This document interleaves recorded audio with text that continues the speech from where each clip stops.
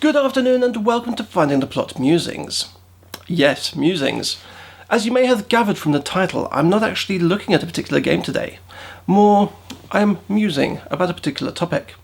And today's topic is death. Not my own mortality though, no, I know exactly how that will come, in a blissful, wine-induced coma. And I have no regrets. No, I'm actually looking at how video games treat death.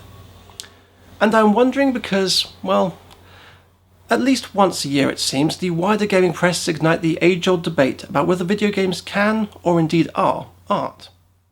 The question of whether video games are art will always be met by some with rolled eyes and a reply of "it doesn't matter."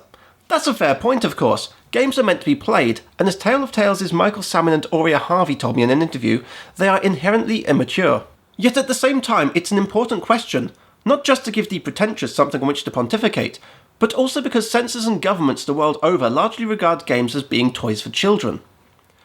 One only needs to look at the censorship in Australia and their refusal over the years to allow games to carry 18 or adults-only certificates to see evidence of this stance. Not to mention the way that movie studios often get tax incentives to help fund production, yet video game developers struggle to get similar treatment, with notable exceptions being in Canada and France.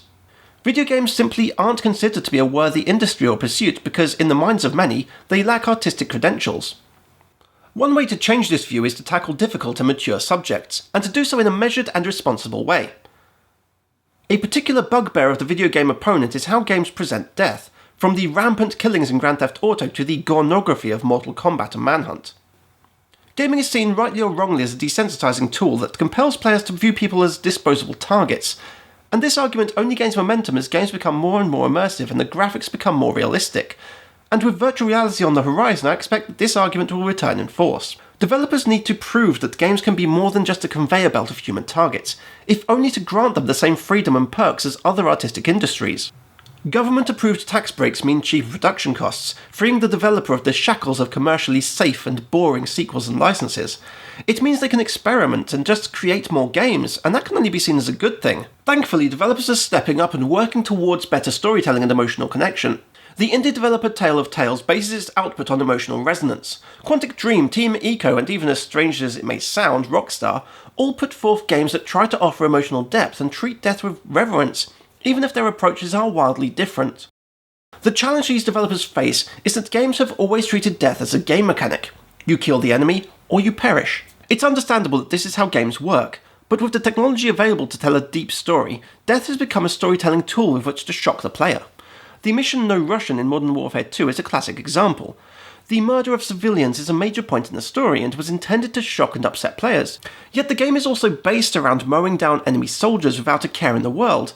In the context of the game, the enemy soldiers have no backstory and are simply targets, and the civilians were no different. The emotional significance of the death was lost on a large swathe of players who, through playing the game as had been intended up to that point, lacked the empathy to spare these non-aggressive characters. This segment of the game, rather than being heralded as an artistic triumph, was vilified by the press and gamers alike, many of whom saw it as exploitative and cynical. This criticism has been following games for longer than one might think. In 1982, Wizard Video released a game adaptation of the already controversial film The Texas Chainsaw Massacre. Due to the violent nature of the game, in which the player controlled Leatherface with the goal being to murder passers-by, many stores refused to stock it. Despite seeming tame by today's standards, the wanton violence in the game unsettled many people of the 80s, who considered games to be for children only. While it was easy to be shocked that something considered a toy was encouraging players to kill, the games industry was actually heading towards something of a crossroads. PC gamers were beginning to enjoy adventure games such as Sierra's King's Quest series, which offered, for the time, advanced graphics and a deep story but eschewed the action seen in the arcade ports that had been popular on the home gaming scene. Meanwhile, Nintendo was gearing up to release its Nintendo Entertainment System, which single-handedly revived the video game market in North America. Nintendo marketed the NES as a toy, and such was its popularity that the common opinion remained. Games were toys, and these toys lacked the story focus and maturity, in inverted commas, of the more sophisticated computer games. The NES favoured straight-up action games, and so in North America at least, the action game was king, and while these games all had a narrative premise, it was merely window dressing. There was no emotional investment in games such as Super Mario Bros., Double Dragon or DuckTales. Nobody really cared if the characters lived or died. Mario's death was just an inconvenience, and can anybody truly say that they feared for Princess Toadstool's safety at the claws of Bowser? That's not to say that RPGs didn't exist on the NES, of course, but even the early Final Fantasy games lacked the narrative clout of their computer counterparts. The next time that the spectre of killing reared its disembodied head in a significant way was in 1992, with a game that once again ushered in character death with glee. That game was Mortal Kombat.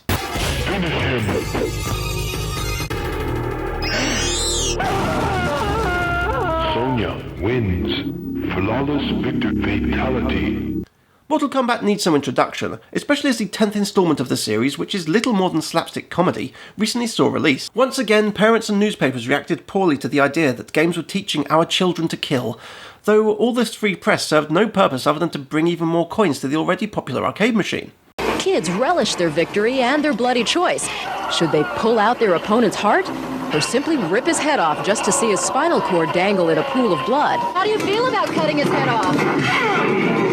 The following year, though, there was a controversy in England over a relatively little-known game named Cannon Fodder. Cannon Fodder is a real-time strategy game developed by Sensible Software which prominently featured the Royal British Legion Remembrance Poppy, and was marketed with the ill-advised slogan, "War has never been so much fun." Newspapers were incensed by the perception that the game was mocking those who died in the war, with the Daily Star publishing an article titled "Poppy Game Insult to Our War Dead," which claimed, "War veterans have slammed as monstrous a decision to use a Remembrance Day poppy to illustrate a new computer game called Cannon Fodder. British Legion chiefs and MPs have branded the use of the poppy as appalling." This article also quoted Dennis York, who said, "This game will offend millions at a time when they remember loved ones who gave their lives in war." But strangely, the game itself was one of the first to treat death with respect and even sorrow. With every successful mission, the surviving individually named soldiers would be promoted, becoming more proficient on the battlefield. This created a connection between the player and the characters, because you didn't want to lose Smithy or Bob Tits or whatever you named them. And you could lose them, because if they died, they would never return. And while this mechanic had been done before, and permadeath is common nowadays, it was still quite novel at the time. Yet it was not the battlefield that offered the emotional punch, but the screen that followed. Should a soldier fall in battle, their name and rank would be displayed between two remembrance poppies to commemorate those lost in service.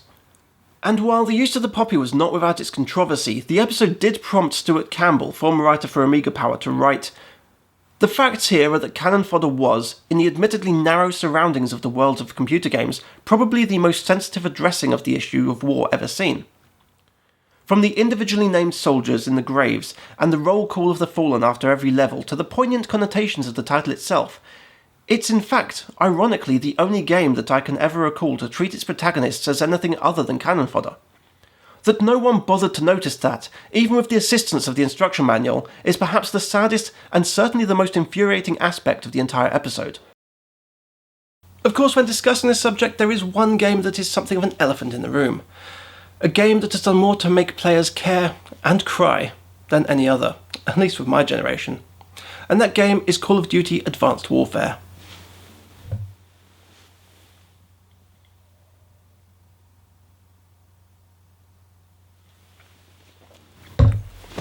Actually, it's Final Fantasy VII. Released in 1997, Final Fantasy VII shocked players by killing off Aerith, or Aerith, depending on what you want to call her, a character who had not only been central to the story, but was well developed too. She was killed off with a single sword wound in a brief cutscene, leaving not just the characters, but the players in shock.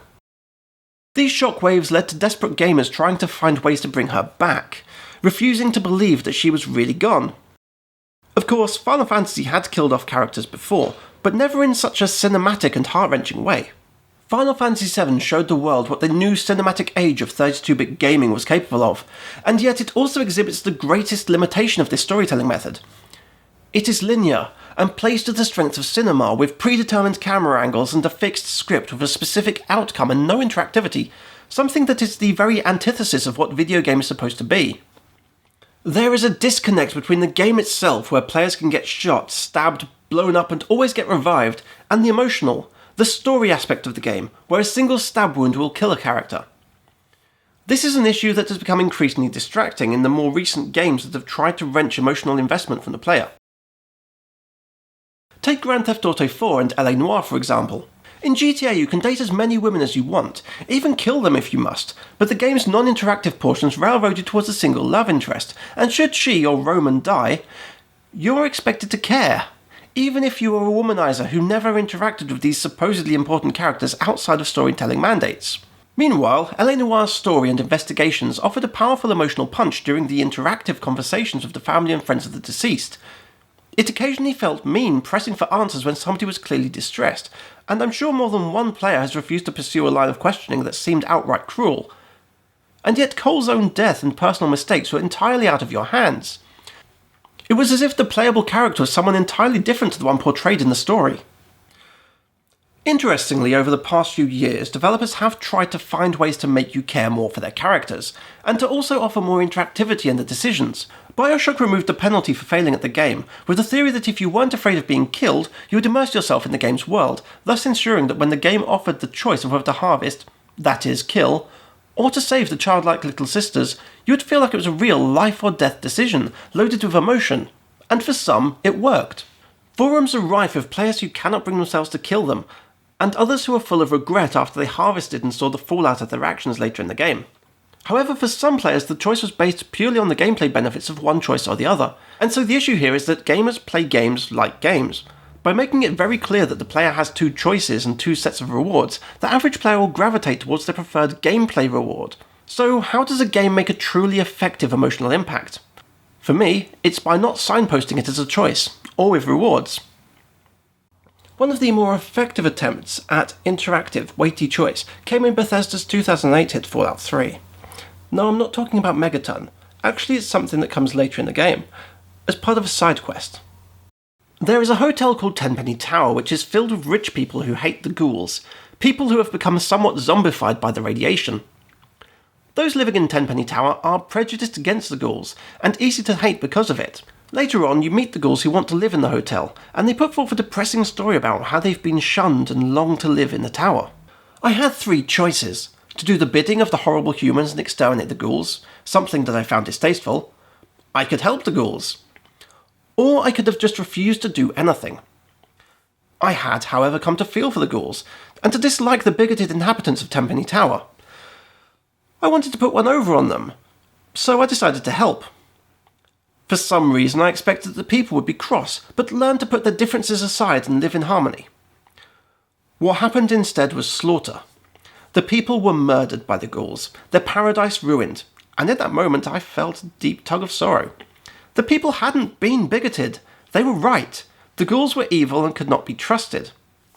I felt terrible for letting them down, for costing them their lives in the small bastion of peace and civilization that they had carved out in the wasteland.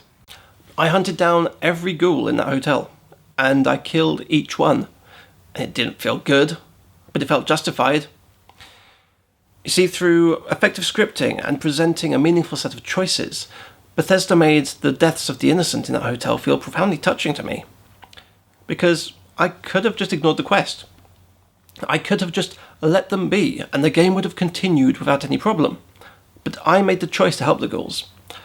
I made a choice that cost people their lives, and that inspired guilt, and anger and hatred, the need for revenge. And there wasn't a gameplay need to kill the ghouls, because they said that they would leave me be, and they would have honoured it. No, I killed the ghouls because I wanted to, because I hated them for the betrayal. It wasn't a gameplay's binary mandate. It was genuine. Fallout 3 is still rare in that it builds the story around player actions. The most popular method is still to separate the game portions from the story. However, Michael Salmon and Aurea Harvey do not believe that this is the best way to address serious issues within video games. Most video games are games, they tell me. And games are the opposite side of maturity. It is part of the essence of games to be somewhat childish, immature, frivolous, and that's a good thing. And that is why games deserve respect. There is a serious conflict in video games between their aesthetic presentation and the underlying game system. I would encourage developers to consider this conflict very carefully, especially since it pertains to the most serious of all human experiences, death, and to resolve it by making a resolute choice between treating video games as games or as media. If they treat their video games as a medium for expression, they should focus on painting a picture of reality as they see it. In that case, death cannot simply be a game state, for example, and it can only be part of a video game if the developer has something to say about it. Tale of Tales specialises in making art about life, and have made a game about death called The Graveyard. In the graveyard, you take control of an elderly woman who is visiting a cemetery.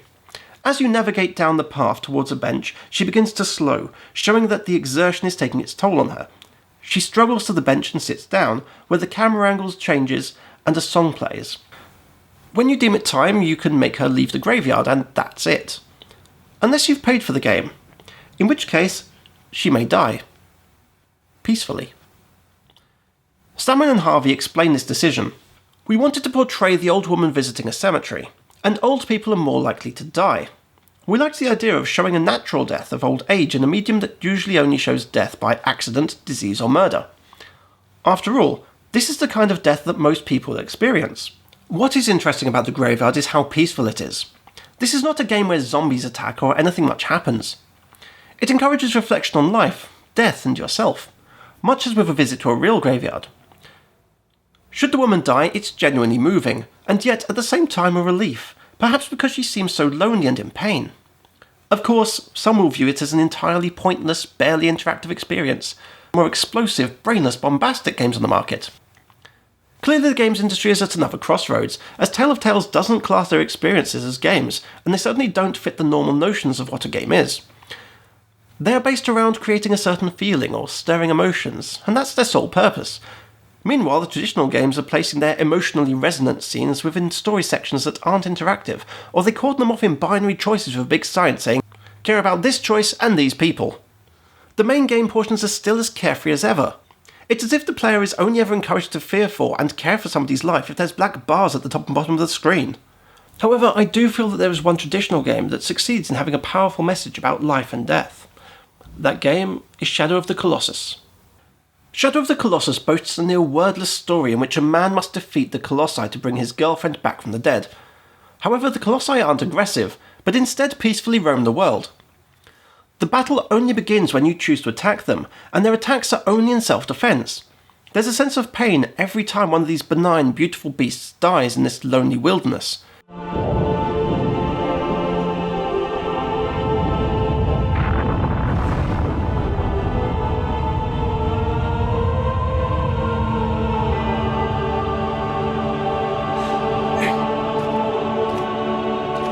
Your only companion on this journey is Agro, your horse. A horse who seems very much alive, and when she appears to die in one sequence, it's heartbreaking, as in that moment you realise that you have lost your only companion, your only friend, for a selfish, violent mission that may not even work.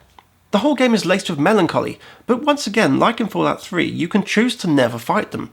There's no time limit, but the game will not end. We, as gamers, are driven to finish the game, to experience some form of closure, to inflict death on the Colossi, and it's perhaps a poetic symbol of the inevitability of death itself. Despite the accusations of critics, it's clear that over the past 30 years, the video game industry has matured. Yes, there are still as many casual, murder-happy games that look no further than the barrel of the player's gun, but there are now more games that try to make you feel something.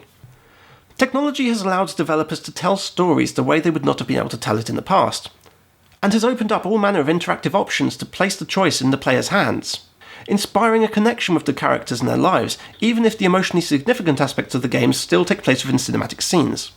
While this is a huge step in itself, it is heartening to see developers like Tale of Tales and that game company take up the huge artistic and technical challenge of making the games themselves emotionally significant through gameplay, rather than through a scripted story section. Fumito Ueda managed to Shadow of the Colossus, and there is little doubt that in another 30 years' time, mainstream developers will have learned some tricks from the likes of Michael Salmon and Doria Harvey, and the emotionally transcendent video game will be as common as the brainless action game. Of course, that's not to say that the traditional brainless game should die out at all.